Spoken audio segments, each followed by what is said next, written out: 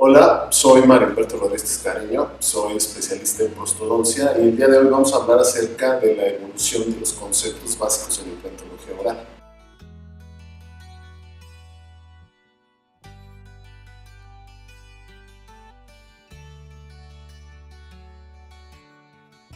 En sí, la terapia como tal tenía sus bases en 5 principios fundamentales, uno de los cuales era el uso de titanio como material biocompatible, las condiciones asépticas en las cuales se realizaba el procedimiento, el control racional de la temperatura al tiempo de hacer la preparación para el nicho que iba a recibir a los implantes, el abordaje quirúrgico en fases y un periodo de integración de 3 a 6 meses dentro de la cavidad oral. Dentro de estos 5 conceptos, el principal era el uso del material el uso de titanio como material biocompatible y la reacción que tenía el organismo hacia este material. Actualmente sabemos, por ejemplo, que no nada más el titanio puede ser utilizado como un material de implante, ya que se están utilizando otro tipo de aleaciones para poder rehabilitar pacientes basados en este concepto que no necesariamente es titanio. La zirconia como material es un ejemplo de las alternativas que se tienen al titanio y es uno de los materiales que actualmente están teniendo más estudio para poder ser utilizado como material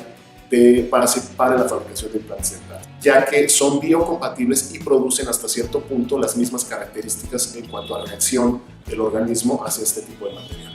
Otro de los conceptos que estábamos mencionando son las condiciones asépticas. Las condiciones asépticas se ha documentado que no necesariamente el protocolo que se tiene que utilizar para la colocación de implantes es un protocolo de quirófano, ¿sí? Del cual se tienen una serie de características y de procedimientos que no impactan directamente en el resultado final de la restauración. Entonces, se han utilizado otro tipo de protocolos para la inserción misma. Otro de los conceptos que no han cambiado actualmente es el principio en el cual se evita a cualquier costo la generación de calor cuando se está preparando el nicho receptor. Existen técnicas alternativas, el uso de menos fresas, el uso de menor velocidad, el uso ya sea de irrigación externa o de irrigación interna a la hora de estar preparando, pero el objetivo siempre está apuntado a no generar temperaturas elevadas que provoquen una reacción necrótica en la zona en la cual se va a hacer la implantación del dispositivo. Otro de los conceptos que han cambiado y que en este sentido sí son parte de los principios que se están aplicando es el abordaje quirúrgico en fases. Existe ya una tendencia en la cual los implantes se están rehabilitando inclusive al mismo momento de la inserción, lo que hace un cambio totalmente radical en la filosofía que se tenía en un principio y en el protocolo de tratamiento que se había propuesto en los estudios y en los postulados de los autores que generaron este concepto. Y obviamente el periodo de integración y sobre todo la forma en la cual se manejan estos periodos,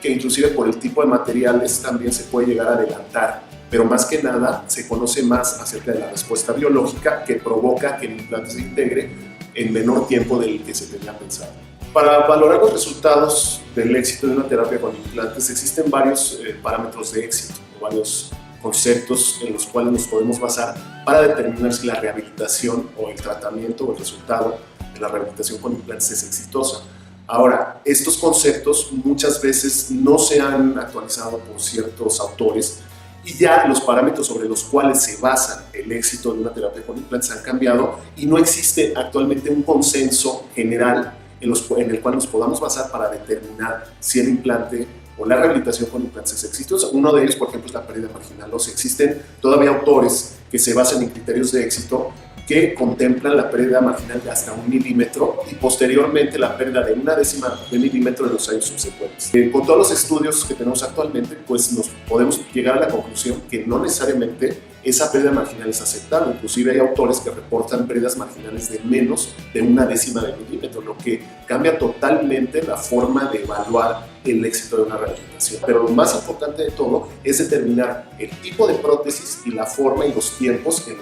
los cuales vamos a llevar a cabo cada uno de los procedimientos con el objeto de llevar este tipo de tratamientos a buen puerto. Lo primero, como mencionaba, es establecer el tipo de rehabilitación en base, obviamente, a todos estos conceptos biológicos y la forma en la cual nosotros vamos a determinar el tipo de prótesis que vamos a implementar en cada uno de los pacientes. Se da más en pacientes sedentos. Y sobre todo existe la duda entre qué vamos a colocar, si una prótesis removible o una prótesis fija. Y eso es uniendo conceptos tanto biológicos como clínicos y utilizar herramientas que nos permitan establecer y poder conjuntar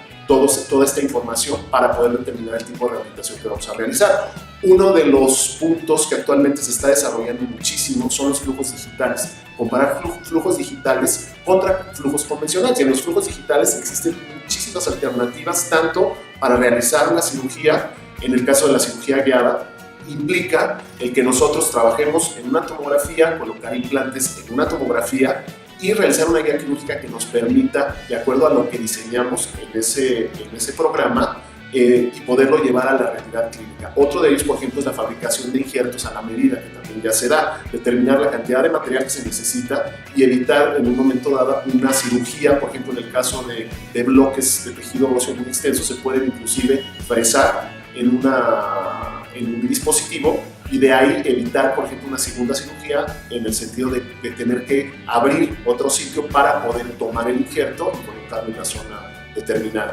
En el caso de la prótesis, bueno, la cuestión de las impresiones digitales y también la realización de prótesis a base de CAD/CAM. En ese sentido, lo importante es saber utilizar este flujo para poder tener resultados predecibles. Este tipo de tecnologías y esa combinación de conceptos también nos permite ofrecerle al paciente abordaje de una o dos fases, implantes que se pueden rehabilitar de una forma provisional, de lo que yo soy partidario, en una misma instancia a la hora de colocar los implantes, y también en la forma en la cual vamos a manejar todos los tejidos preimplantarios para poder acondicionar esas restauraciones a esos entornos que son fundamentales para que una restauración sea estética. Sobre eso también se puede manejar el tipo de material que se va a utilizar. Entonces, como ustedes ven, todo esto es un conjunto, una evolución de esos conceptos y saber aplicarlos teniendo en cuenta tiempos, teniendo en cuenta tipo de restauración y sobre todo teniendo en cuenta el tipo de material. Soy Mario Humberto Rodríguez Tiscareño, especialista en prostodoncia, y todos somos Arte y Ciencia Odontológica.